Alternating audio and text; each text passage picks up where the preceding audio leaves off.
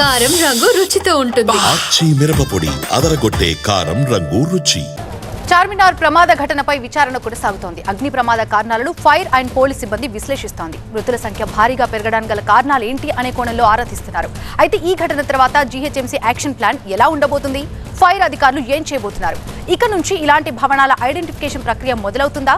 ప్రమాద ఘటనపై సమీక్ష నిర్వహించిన సీఎం రేవంత్ రెడ్డి ఏం చేయబోతున్నారు? ప్రభుత్వం ముందున్న సవాళ్లేంటి? ఇప్పుడు ఇవే విషయాలు చర్చనీయాంశమయ్యాయి.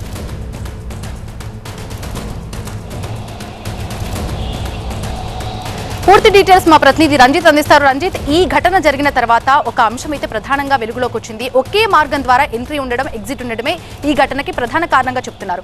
నిజానికి ఒకవేళ ఇదే నిజం అనుకుంటే ఇలాంటి భవనాల ఐడెంటిఫికేషన్ ప్రక్రియ ఇకపై స్టార్ట్ అవబోతుందా? ప్రభుత్వం ముందున్నటువంటి మెయిన్ ఛాలెంజెస్ ఏంటి? అంటే ఇదొక పెద్ద టాస్క్ గానే చెప్పుకోవాలి. ఎందుకంటే హైదరాబాద్లో అనేక చోట్ల ఇరుకైన ప్రదేశాల్లో కనీసం ఫైర్ ఇంజన్ వెహికల్ అక్కడికి వెళ్ళేటువంటి ఆస్కారం కూడా లేని ప్రాంతాలు అనేకం ఉన్నాయి. కొన్ని వందలాది కమర్షియల్ కావచ్చు, రెసిడెన్షియల్ ఎస్టాబ్లిష్మెంట్స్ ఉన్నాయి. సో అటువంటి వాటికి కనీసం సకాలంలో ఫైర్ అధికారులు వెళ్ళలేని పరిస్థితి ఉంది. అయితే ఈరోజు ఘటన జరిగిన తర్వాత అధికారులు వేగంగా స్పందించారు. నిమిషాల వ్యవధిలోనే అక్కడ అధికారులు ఫైర్ ఫైటింగ్ చేసినప్పటికీ మాత్రం అక్కడ ఒకే ఎంట్రన్స్, ఒకే ఎగ్జిట్ ఉండడం కారణంగా అధికారులకు దాదాపు 2 గంటల సమయం పట్టింది అక్కడ పూర్తిగా మంటలు అదుపులోకి తీసుకు అందులో చిక్కున్న వారిని బయటికి తీసుకురావడానికి. సో ఇలాంటి చాలా వరకు కమర్షియల్ రెసిడెన్షియల్ ఎస్టాబ్లిష్మెంట్స్ ఉన్నాయి. జాతీయ అగ్నిమాపక వారోత్సవాల్లో భాగంగా ప్రతి సంవత్సరం ఏప్రిల్ నెలలో కూడా అగ్నిమాపక శాఖ అధికారులు రాష్ట్ర వ్యాప్తంగా స్పెషల్ డ్రైవ్ నిర్వహిస్తారు. ఎక్కడైతే ఫైర్ సేఫ్టీకి సంబంధించిన లూపోల్స్ ఉన్నాయో వాటికి నోటీసులు జారీ చేసి వారన్నీ కూడా ఏవైతే ఫైర్ సేఫ్టీకి సంబంధించిన లూపోల్స్ ఉన్నాయో వాటన్నిటిని కూడా సరిదిద్దుకోవాలని నోటీసులు జారీ చేస్తారు. కానీ ఆ నోటీసులు నామమాత్రంకే పరిమితమవుతున్నాయి. ఇలాంటి చోట సెట్ బ్యాక్ ఉండదు. ఆ తర్వాత కనీసం ఫైర్ వెహికల్ వెళ్లేందుకు ఆస్కారం ఉండదు. కానీ అలాంటి రెసిడెన్షియల్ కావచ్చు, కమర్షియల్ ఎస్టాబ్లిష్మెంట్లో కనీసం ఫైర్ సేఫ్టీ ప్రికాషన్స్ తీసుకుంటున్నారంటే అక్కడ అది కూడా పాటించరు. కనీసం ఫైర్ ఎక్స్టింగ్విషర్ లాంటి ఉన్నా కానీ కూడా ఒకవేళ మంటలు గోల్డెన్ అవర్లో స్పందిస్తే కనుక మంటలు అక్కడ అదుపులోకి తీసుకొచ్చేందుకు ఆస్కారం ఉంటుంది. కానీ ఇలాంటి రెసిడెన్షియల్ కావచ్చు, కమర్షియల్ ఎస్టాబ్లిష్మెంట్స్, ముఖ్యంగా స్లమ్స్ లాంటి ప్రాంతాల్లో ఇలాంటి ఎక్విప్మెంట్ కూడా ఏది లేకపోవడంతో ప్రమాద తీవ్రత కూడా పెరుగుతుంది. మనం గడిచిన వారం రోజుల క్రితం రాచకొండ పరిధిలో జరిగినటువంటి అగ్ని ప్రమాదం కూడా అక్కడ దాదాపు ఒక గుడిసె తగలబడిన తర్వాత క్షణాల్లోనే దాదాపు 30 గుడిసెలు కూడా తగలబడాయి. అక్కడ ఎవరికి ప్రాణాపాయం సంభవించలేదు, కానీ భారీగా ఆస్తి నష్టం సంభవించింది. ఒకవేళ అధికారులు అలాంటి ప్రాంతాల్లోకి వెళ్లేందుకు ఆస్కారం లేదు. అక్కడ కేవలం ఫైర్ ఎక్స్టింగ్విషర్ వాహనాలు కావచ్చు, 2 వీలర్లో ఉన్నటువంటి ఫైర్ ఎక్విప్మెంట్తో మాత్రమే అధికారులు అక్కడికి వెళ్ళి ఫైర్ ఫైటింగ్ చేయాల్సిన పరిస్థితి ఉంటుంది. సో అప్పటికే జరగాల్సిన డ్యామేజ్ అంతా కూడా జరుగుతుంది. ఇప్పుడు అధికారులు పూర్తి స్థాయిలో సమీక్ష అవకాశాలు ఎంత మేర కనిపిస్తున్నాయి?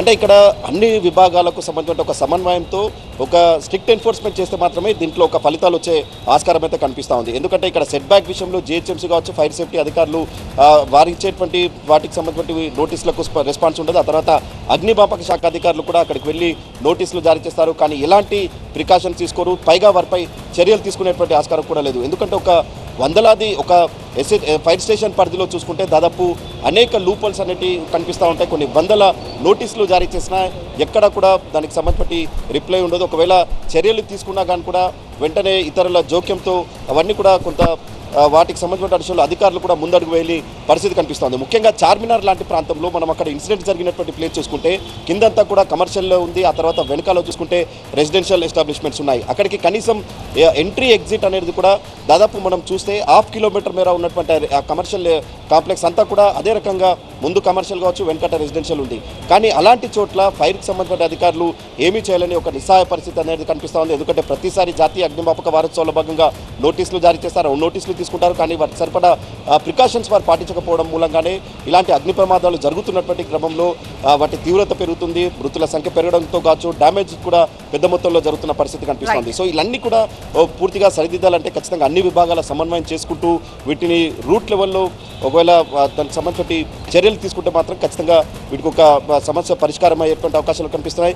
ముఖ్యంగా ఏదైతే ఈ కమర్షియల్ కావచ్చు, రెసిడెన్షియల్ ఏదైతే ఈ కనీసం ఫైర్ వెహికల్ వెళ్ళని ప్రాంతాల్లో ఉన్నాయో అటువంటి వాటిని గుర్తించి వాటికి సరిపడా ఒకవేళ ఎలాంటి అగ్ని ప్రమాదం జరిగినా ఏ రకంగా అక్కడ స్పందించాలన్నటువంటి ఒక రూట్ మ్యాప్ అధికారుల వద్ద ఉంటే మాత్రం ఖచ్చితంగా వాటిపైన చర్యలు తీసుకునేటువంటి కొంత వెంటనే గోల్డెన్ అవర్లో స్పందించి కొంత మంటలను అదుపులోకి తీసుకురావడం కావచ్చు, ప్రమాద తీవ్రతను తగ్గించేందుకు ఆస్కారం ఉంటుంది. కాబట్టి అధికారులు ఇప్పుడు అత్యవసర సమావేశం ఏర్పాటు చేశారు. హైదరాబాద్లో ఇంకా ఇలాంటి కమర్షియల్ రెసిడెన్షియల్ ఇరుకైన ప్రదేశాల్లో ఉన్నటువంటి ప్రాంతాలు ఎన్నున్నాయి, అక్కడ ఎలాంటి చర్యలు తీసుకోవాలి, ఒకవేళ అగ్ని ప్రమాద ఘటన జరిగితే ఏ రకంగా అక్కడ ఉన్నటువంటి సిబ్బంది అలర్ట్ కావాలి, ఎలా మొత్తం ఇదంతా కూడా రెస్క్యూ చేయాలన్నటువంటి దానిపైన ఒక సమావేశం అయితే జరుగుతుంది. ఈ సమావేశం తర్వాత మరి అధికారుల నిర్ణయం కూడా ఎలాంటి నిర్ణయం తీసుకుంటారు, ఈ మొత్తం స్లమ్ కావచ్చు, ఆ తర్వాత ఈ పూర్తిగా కమర్షియల్ రెసిడెన్షియల్లో ఉన్నటువంటి ఫైర్ లూప్ హోల్స్ ఏవైతే ఉన్నాయో వాటిని పరిష్కరించేటువంటి క్రమంలో ఏ రకమైనటువంటి సీరియస్ యాక్షన్ ప్లాన్తో ముందుకు వెళ్తారనేది కూడా చూడాల్సి ఉంది.